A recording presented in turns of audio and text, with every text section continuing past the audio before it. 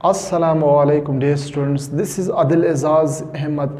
आज हम एक नए टॉपिक के साथ आए हैं, relationship of biology to other science. कि बायोलॉजी का क्या रिलेशनशिप है बाकी सब्जेक्ट के साथ, सिंपल लफ्ज़ों में। खुद पिछले वीडियो में मैंने तो बताया है कि बायोलॉजी है क्या। बायोलॉजी दो कम्बाइनेशन टू ग्रीक वर्ड से अखज़शुदा है, यानी BIO means life, life means living organism, और यहाँ पे LOG जहाँ पे भी बायोलॉजी में आया तो इसका मतलब स्टडी, मतालिया करना। आज के टॉपिक में हम बता रहे हैं कि बायोलॉजी की और किस सब्जेक्ट के साथ रिलेशनशिप है। तो यहाँ पे मैं सबसे पहले बता रहा हूँ कि यह पहला जो है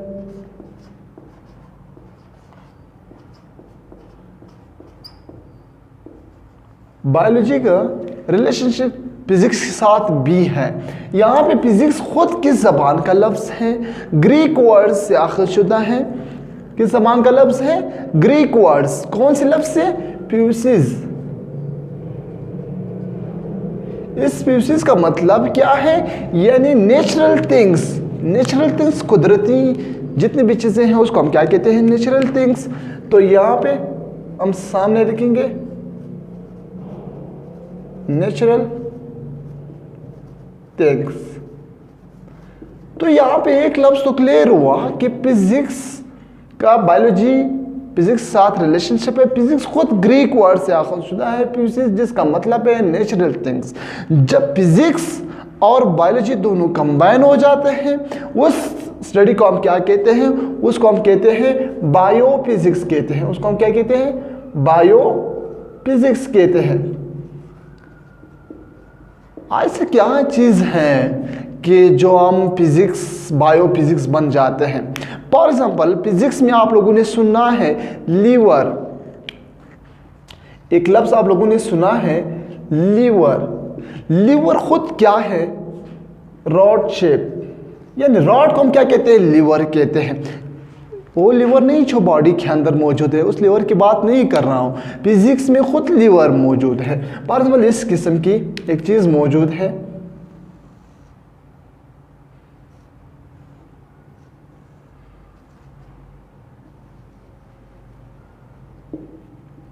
इस रॉड को हम क्या कहते हैं?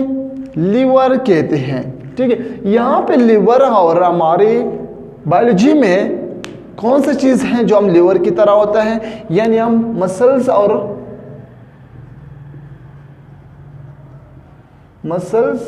बोन्स के बारे में हम बता रहे हैं। जैसा लिम्स मौजूद है, यानी ये लिम्स बिल्कुल लीवर की तरह काम करे। जैसे फिजिक्स में है लीवर, ये भी अगर इस तरफ थोड़ा सा चीज़ डाल देते नीचे की तरफ जाएगा। बिल्कुल ये क्या है? फिजिक्स की तरह है, यानी लीवर की तरह है। इसको हम क्या कहते हैं? जब इसकी लिम्स के बारे में हम स्टडी करते हैं कि किस तरह ये वर्क कर रहा है, फंक्शन कर रहा है, इसको हम क्या कहते हैं? बायोफिजिक्स कहते हैं। ठीक है, दूसरा जो है, दूसरा ब्रांच बायोलॉजी की जो रिलेशनशिप है वो यहाँ पे केमिस्ट्री है।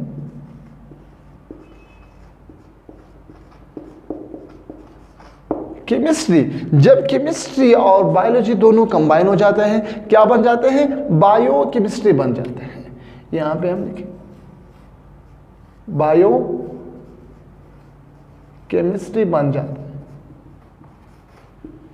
बायो केमिस्ट्री में जितने भी केमिकल्स ह्यूमन बीइंग्स या लिविंग ऑर्गेनिज्म में मौजूद हैं उसके बारे में पढ़ना, उसको हम क्या कहते हैं? बायोकेमिस्ट्री कहते हैं। क्योंकि केमिस्ट्री का मतलब क्या है? केमिकल्स। केमिकल्स, फॉर एग्जाम्पल कौन सी केमिकल के बारे में आप बात करें, कौन से कंपाउंड के बारे में आप बात करें, कौन से एलिमेंट के बारे में बात कर रहे हैं, क्योंकि बहुत से कंपाउंड एलिमेंट्स मौजूद हैं। फॉर एग्जाम्पल हम एक फोटोसिंथेसिस मौजूद है, दूसरा है रिस्पायरेशन मौजूद है। यहाँ पे फोटोसिंथेसिस मोस्टली यानी अक्सर प्लांट्स में मौजूद है। ऑटोट्रॉफ्स वो हैं जो अपना खुराक खुद तैयार करते हैं। फॉर एग्जाम्पल प्लांट्स हैं, ऑटोट्रॉफ्स हैं, उसमें यहाँ पे कार्बन डाइऑक्साइड और वाटर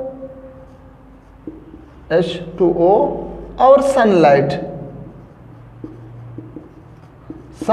मिल जाते हैं, क्या बन जाते हैं, इसमें ग्लूकोज बन जाते हैं,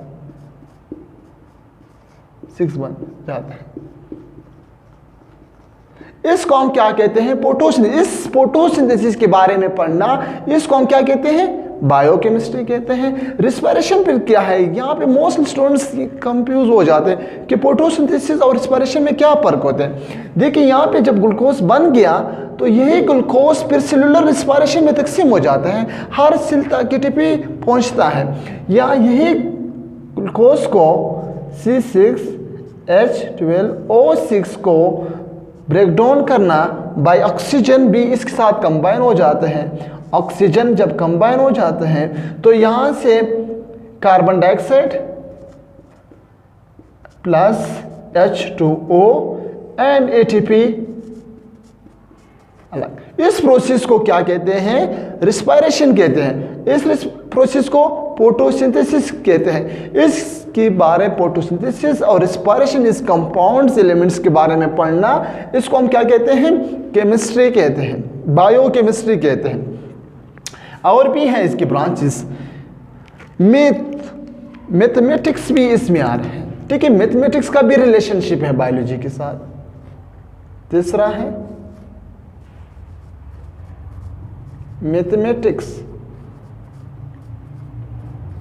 अभी मैथमेटिक्स क्या रिलेशनशिप बायोलॉजी के साथ होगा, क्योंकि बायोलॉजी के स्टूडेंट्स मैथमेटिक्स के साथ बिल्कुल बात नहीं करते हैं, अलग जा रहे हैं, और मैथ के जो स्टूडेंट्स हैं वो अलग होते हैं, क्योंकि बायोलॉजी वालों को बिल्कुल मैथ्स में इंटरेस्ट नहीं होता है, मैथ वालों को बिल्कुल बायोलॉजी में इंटरेस्ट नहीं होता है। लेकिन यहाँ पे बायोलॉजी और मैथमेटिक्स में भी रिलेशनशिप है।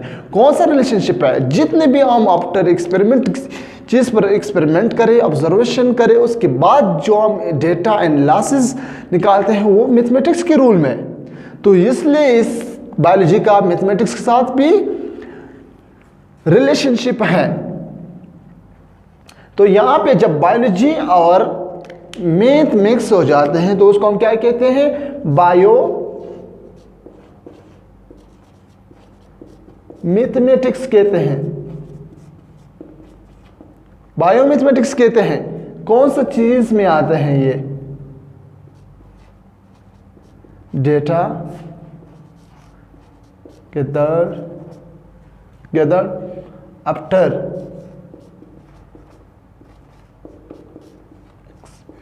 एक्सपेरिमेंट्स।